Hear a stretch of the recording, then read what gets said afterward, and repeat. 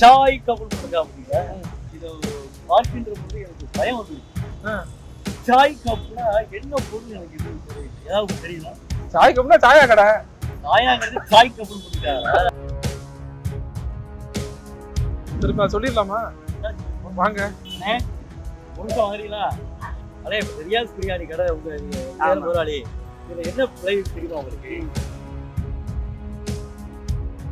நடிகர் விஜய் அவர்கள் ஒரு புதிய சொல்லை இந்த உலகத்துக்கு அறிமுகப்படுத்தியிருக்கிறார். ஆனா அந்த சொல் தமிழ் சொல்லே கிடையாது. என்ன சொல்லு? நண்பா, நண்பி அப்படிங்கிறாருல. நண்பா என்பதற்கு எதிர் சொல் நண்பி கிடையாது. நண்பி என்பதே தமிழ் சொல் கிடையாதுங்க.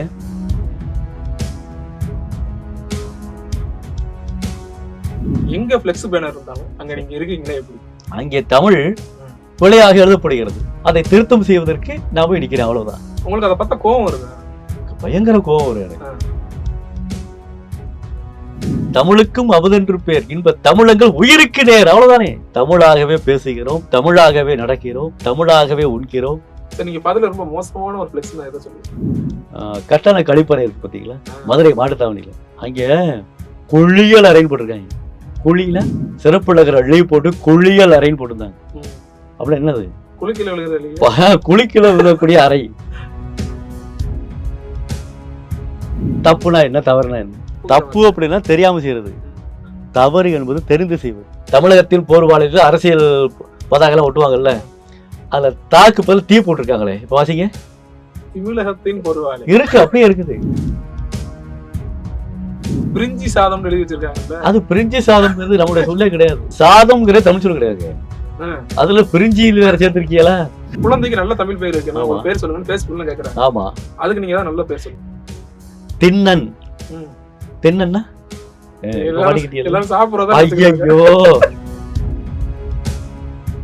From customers to real brand ambassadors, 21,000 plus stories by Jen Housing. Periyar Maniammai Institute of Science and Technology, Tanjavur. RIAC ranked number 17 in India by IIRF.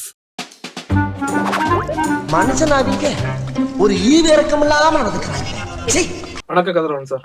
வணக்கம் ஐயா. வணக்கம். எப்படி இருக்கீங்க? அருமையா இருக்கேன், ஆனந்தமா இருக்கேன், மகிழ்ச்சியா இருக்கேன். எங்க ஃப்ளெக்ஸ் பேனர் இருந்தாலும் அங்க நீங்க இருக்கீங்களா? எப்படி?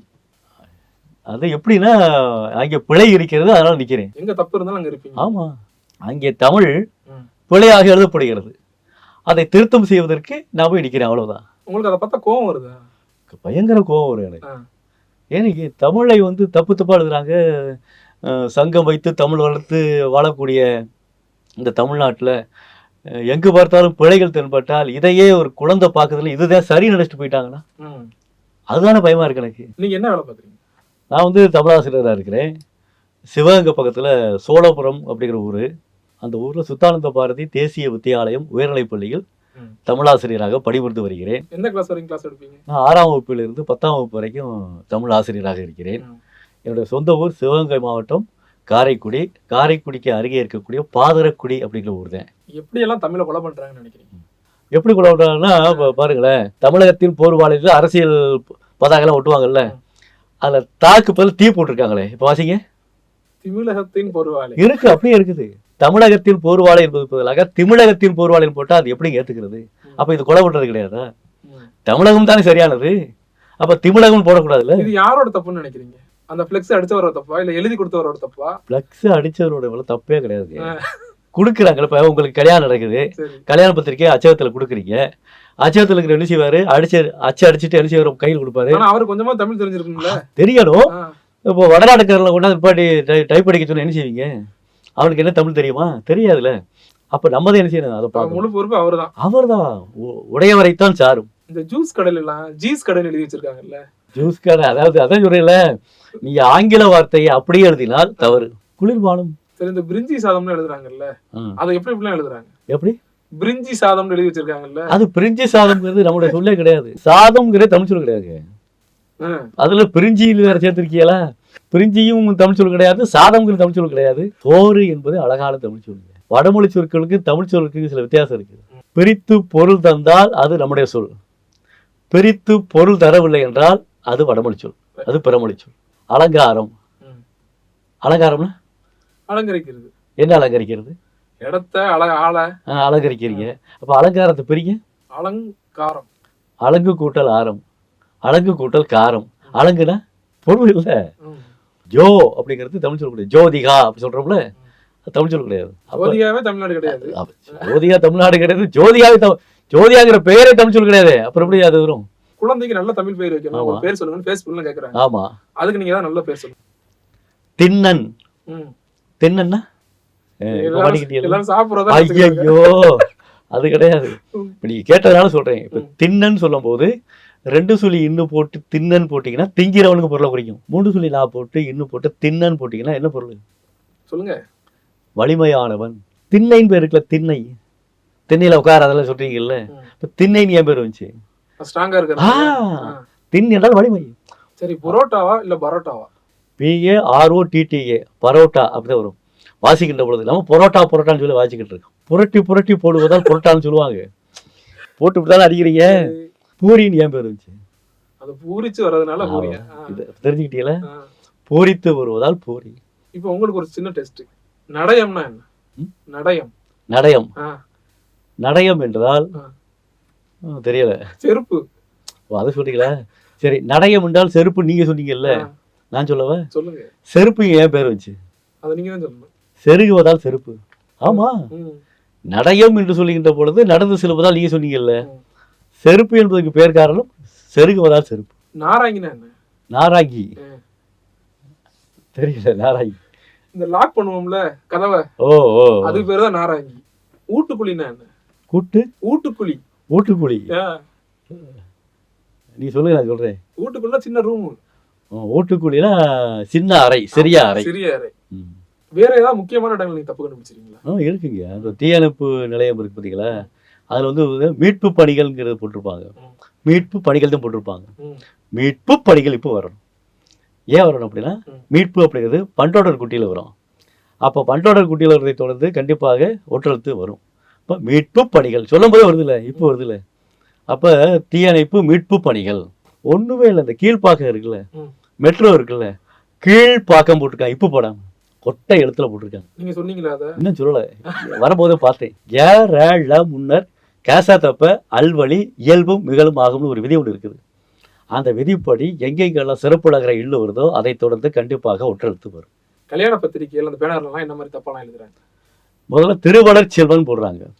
திருவளர் செல்வன் இச்சு போடக்கூடாது. முதல் பையன் திருவளர் செல்வன், திருவளர் செல்வி, திருநிறை செல்வன், திருநிறை செல்வி. இஸ்லாமிய பத்திரிகைலாம் தீன்குல செல்வின்னு போடுறாங்களே. தீன்குல செல்வியிலே அல் போடலாம். தீன்குல செல்வி இச்சு வரும். குளம் கூட்டல் செல்வி குலச்செல்வின்னு வரும். இயல்பினும் விதியின் என்ற உயிரும் காசாத்தப்ப மிகுங்கிற விதிப்படி குளம் கூட்டல் செல்வி குலச்செல்வி, அதுவே தீன்குல செல்வி இச்சு போடும். சரி, நீங்க பாத்தீங்கன்னா ரொம்ப மோசமான ஒரு ஃப்ளெக்ஸ்னா எதை சொல்லுவீங்க? கட்டண கழிப்பறை இருக்கு பார்த்தீங்களா, மதுரை மாட்டுத்தாவணியில். அங்கே குளியல் அறைன்னு போட்டிருக்காங்க. குழியில சிறப்புலகிற லீவ் போட்டு குளியல் அறைன்னு போட்டிருந்தாங்க. அப்படி என்னது? குளிக்கல விழக்கூடிய அறை. என்ன எந்த லீவ் போடணும்? பள்ளிக்கூடத்துல அந்த லீவ் போடணும். அப்ப அதுதான் எனக்கு என்னுடைய பார்வையில பட்டு மிக மோசமானது. ரொம்ப தப்பா சொல்லக்கூடிய ஒரு ஊர் பேர் சொல்லுங்க. முகப்பேர் சொல்றீங்கல்ல, முகப்பேர்னு சொல்லுங்க. மகப்பேருங்க, மகப்பேருதே முகப்பேர்னு ஆயிடுச்சு. ஏன் அப்படி மாறுச்சு? அதே மறு. மகப்பேருனா குழந்தை பேற்று அடையக்கூடிய இடம், அந்த மருத்துவமனை இருக்கக்கூடியது. அந்த இருந்ததுனால மகப்பேறு அப்படியே வச்சுட்டாங்க. மகப்பேர் அப்படிதான் முகப்பேர்னு ஆயிடுச்சு. சென்ன பசவ நாயக்கன் என்று சொல்லக்கூடிய ஒருத்தர் ஆண்டு வந்தான். அவன் ஆண்டு வந்த பகுதியை அப்படி பேச்சு வழக்கில் என்ன பண்ணிட்டாங்க, சென்னைன்னு ஆயிடுச்சு. கோடம்பாக்கம் இருக்குல்ல, கோடாப்பாக்கு அப்படிங்கிறது குதிரைகளும் அதை வளர்ப்பவர்களும் நிறைந்த பகுதியாக இருந்ததன் காரணமாக இதற்கு கோடாப்பாக்குன்னு இருந்தது. அந்த கோடாப்பாக்கு அப்படிங்கிறது கோடம்பாக்கம் உருவாயிருச்சு. கிண்டிக்கு என்ன அர்த்தம்? கிண்டி பிரிங்கி அப்படிங்கிற முனிவர் இருக்காருல்ல, அவர் தன்னுடைய தவக்காலத்துல கிண்டி என்று சொல்லக்கூடிய ஒரு பூஜை பொருளை வச்சிருந்தாராம். அந்த கிண்டி என்று சொல்லக்கூடிய பூஜை பொருளினுடைய ஞாபகமாக நினைவாக கிண்டி என்று பெயர் ஆகிவிட்டது. சென்னையில மாம்பழம்னு ஒரு ஏரியா இருக்குல்ல, எந்த மாம்பழம்னா சாப்பிட்ற மாம்பழம் குண்டுலா வரும், சிறப்புலா வராது. சாப்பிட்ற மாம்பழம் கிடையாது. அந்த மாம்பழம் எந்த பேர் வச்சு அந்த இடத்துல மிகப்பெரிய ஒரு சிவாலயம் அமைந்திருக்கக்கூடிய ஒரு சிவன் கோயில் இருந்துச்சான். அம்பலம், அம்பலம்னா சிவனை குறிக்கக்கூடியது. பெரிய மானா பெரியங்கிற பொருள் குறிக்கும். பெரிய அம்பலம், அம்பலம் அப்படிங்கிறத மாம்பழம் என்று ஆகியிருக்கிறது. இப்போ ஊர் பேர் பாருங்க, ஒரு காலகட்டத்தில் எப்படிலாம் இருந்துச்சு, இப்போ எப்படி மாறி இருக்கு அப்படி. நம்ம தினசரி யூஸ் பண்றோம்னு சில வார்த்தைகள்லாம், அதுல என்னென்ன தப்புலாம் இருக்கு? நம்ம சாதாரணமா பயன்படுத்துற வார்த்தைகள் இப்போ ஏதாவது தப்பு இருக்கான்னு கேட்குறீங்கல்ல. தப்புனா என்ன, தவறுனா என்ன? தப்பு அப்படின்னா தெரியாமல் செய்கிறது, தவறு என்பது தெரிந்து செய்வது. கணக்கு போடும்போது தப்பாக செய்கிறீங்கல்ல, உங்களுக்கு தெரியாமல் தானே தப்பு செய்கிறீங்க. இப்போ நீங்கள் சிகரெட்டு குடிக்கிறீங்க, அது தப்பா தவறா? தவறு. தவறு என்பது தெரிந்து செய்வது, தப்பு என்பது தெரியாமல் செய்வது. தவறு செய்தவன் திருந்தியாகணும், தப்பு செய்தவன் வருந்தியாகணும். தமிழை ரொம்ப அழகாகவும் சரியாகவும் உச்சரிக்கக்கூடிய ஒரு அரசியல்வாதியார் சீமான் அவர்கள். நல்ல அவருடைய பேச்சு அனல் தெரிக்கக்கூடிய பேச்சாகவும், கடல் தெரிக்கக்கூடிய பேச்சாகவும், வீரம் தெரிந்த பேச்சாகவும், தமிழுக்கென்று உரித்த ஆணவத்தோடு இருக்கக்கூடிய ஒரு பேச்சாகவும் சீமான் அவர்களை சொல்லலாம். இவருடைய தமிழ் ரொம்ப மோசமா இருக்கு அப்படின்னா எந்த அரசியல்வாதி? நடிகர் விஜய் அவர்கள் பேசுகின்ற பொழுது சில நேரங்களில் ஆங்கிலம் கலந்து பேசுகிறாரு, தமிழ் கலந்தும் பேசுகிறாரு. ஆனால் ஒரு புதிய சொல்லை இந்த உலகத்துக்கு அறிமுகப்படுத்தியிருக்கிறாரு.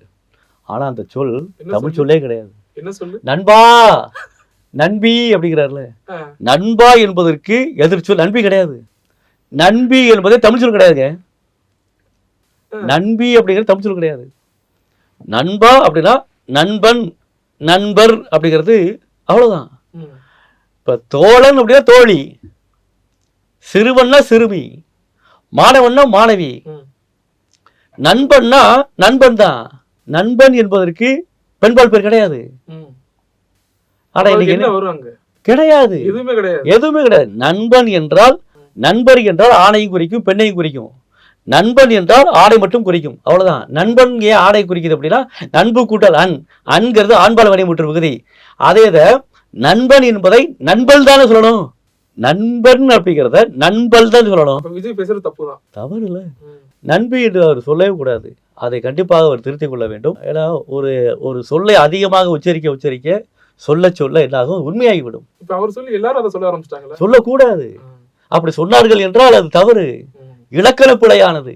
அண்ணியின் நம்பி மாதிரி இந்த ஊரை திருத்துறேன்னு கிளம்பிட்டீங்களே, இதுக்கு உங்க வீட்டுல என்ன சொல்றாங்க? வீட்டுல நல்லா முழு ஆதரவு இருக்குங்க.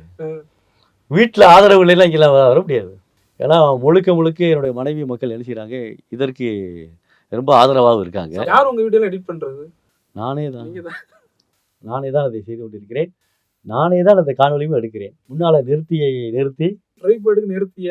ஆமா, ட்ரைபேடு நிறுத்தி, ஆமா, அந்த நிறுத்தியை நிறுத்தி நானே எடுக்கிறேன். நீங்க காரைக்குடியில பண்ற விஷயத்த இப்ப நம்ம சென்னையில பண்ணுவோமா? அழகா போலாமே, வாங்க கிளம்புவோம். வாங்க. சாய் கபூல் பண்ணுங்க அப்படிங்களா? பார்க்கின்ற பொழுது எனக்கு பயம் வந்து, சாய் கப்னா என்ன பொருள் எனக்கு எதுவும் தெரியல. ஏதாவது தெரியுதா? சாய் கப்னா சாயா கடை.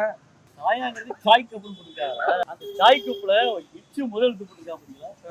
ஒளிக்கு முதல்ல புள்ளி வச்சது வரக்கூடாது. ஒளிக்கு முதல்ல ஒரு பெயரை வாசிக்கின்ற பொழுது முதல் எழுத்து எடுத்து புள்ளி வச்சு வரக்கூடாது. அந்த பிரியாணி பாஸ்ட் ஃபுட்டு போட்டுருக்காங்க. பிரியாணி பாஸ்ட் ஃபுட்டு போட்டதெல்லாம் ஓகே தான், அதை நம்ம ஒன்றும் பண்ண முடியாது. அதுக்கு கீழே ஆர்டர்கள் வரவேற்கப்படுகிறது போடக்கூடாது. வரவேற்கப்படுகிறது அந்த இடத்துல தேவையில்லாம ஒரு இக்கு வந்திருக்கு. அந்த இக்கு வரக்கூடாது. ஏன் வரக்கூடாதுன்னா, வரவேற்கப்படுகிறது.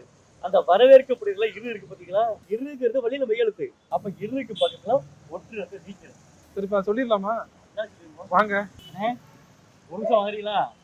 அதே இப்ப ரியாஸ் பிரியாணி கடை உங்க முதலாளி இல்ல, நான் ஒர்க் பண்றேன். அதோட பிஏ மாதிரி. சரி, இதுல என்ன பிழை தெரியுமா உங்களுக்கு?